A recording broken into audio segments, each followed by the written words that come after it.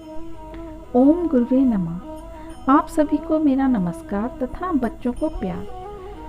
श्री राधा रानी के नाम की महिमा अनंत है। श्री राधा नाम जैसा कोई मंत्र नहीं है, ये स्वयं में ही महामंत्र है। श्री राधा रानी के नाम का इतना प्रभाव है कि सभी देवता और यहाँ तक कि भगवान भी राधा जी को भजते हैं। साक्षात भगवान श्री कृष्ण राधा रानी के चरणों की सेवा करते हैं।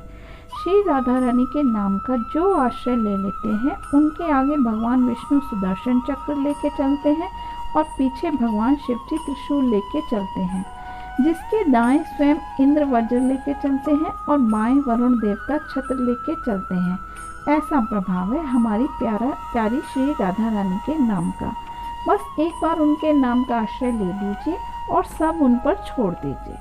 राधा रानी का जन्म कब हुआ, उनके जन्म की क्या कहानी है और राधा नाम की महिमा अपरंपार क्यों है, आज आपको उसी विषय में बताऊंगी। अगर आपने मेरा चैनल सब्सक्राइब नहीं किया है तो प्लीज़ इसे सब्सक्राइब कर लीजिए और बेल आइकन को प्रेस कर दीजिए, जिससे आपको मेरी अगली वीडियो की नोटिफिकेशन शीघ्र मिल जाए।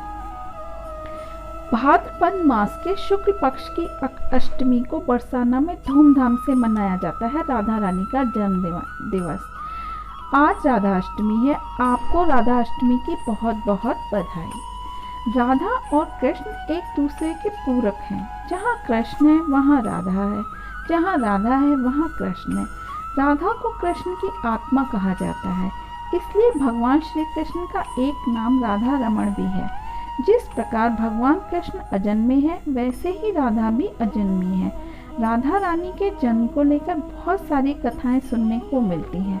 उनमें से राधा जी के जन्म की सबसे लोकप्रिय कथा यह है कि वृषभानु जी को एक सुंदर शीतल सरोवर में सुनहरे कमल में एक दिव्य कन्या लेटी हुई मिली।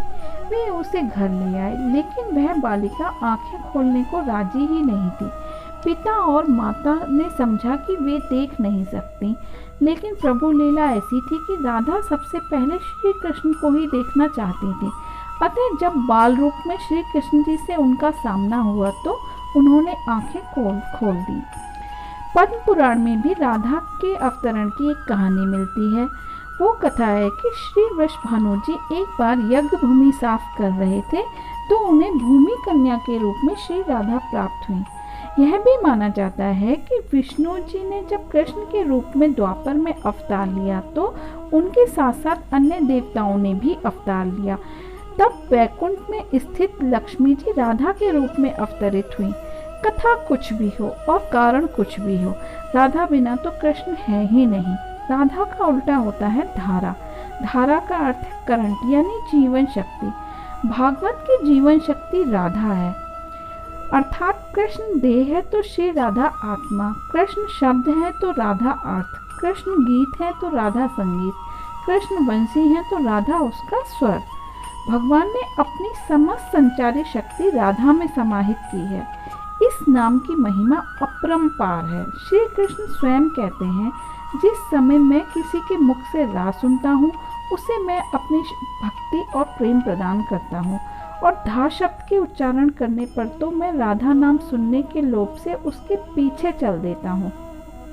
कृष्ण जगत को मोहते हैं और राधा कृष्ण को मोहती हैं।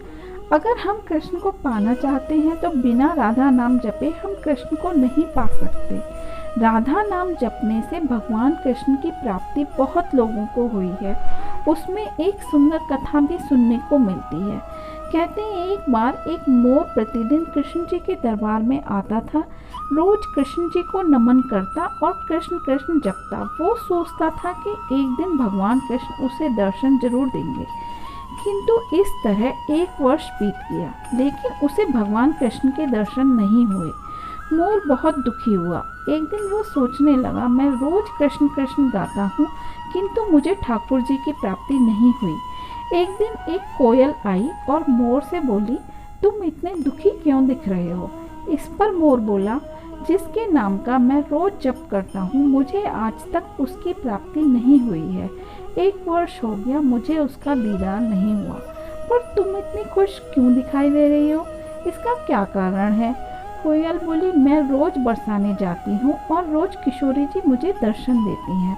मोर बोला, क्या सचमुच किशोरी जी ऐसी हैं? कोयल बोली, हाँ, बहुत कृपामयी है मेरी किशोरी जी।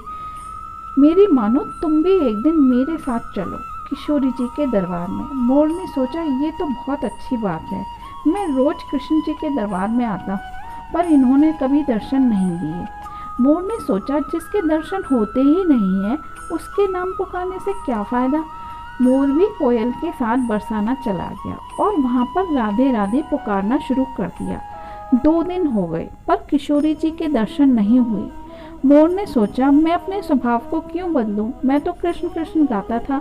फिर मोर ने कृष्ण कृष्ण कहना शुरू कर दिया और तीसरी बार कृष्ण कहते ही किशोरी जी दौड़ती हुई आई कि मेरे द्वार पर मेरे प्रियतम को किसने पुकारा है। मोर रोने लगा, बोला, माँ आप बहुत कृपालु हो। मैंने 3 बार कृष्ण कृष्ण कहा और आपने मुझे दर्शन दे दिए, और वो कृष्ण तो बहुत निष्ठुर है। मैं 1 वर्ष से उसके द्वार पर कृष्ण कृष्ण कह रहा हूँ, परंतु उन्होंने मुझे दर्शन नहीं दिए। राधा रानी बोली, तुम कृष्ण को पाना चाहते हो तो कृष्ण के दरबार में जाकर कृष्ण कृष्ण नहीं कहना, राधे राधे बोलना। मोर ने ऐसा ही किया। वो फिर कृष्ण के दरबार में राधे राधे कहना शुरू कर दिया। जैसे ही तीसरी बार राधे कहा, वैसे ही बांके बिहारी दौड़ते हुए आए और मोर को गोद में भर लिया। यह देखकर मोर रोने लगा।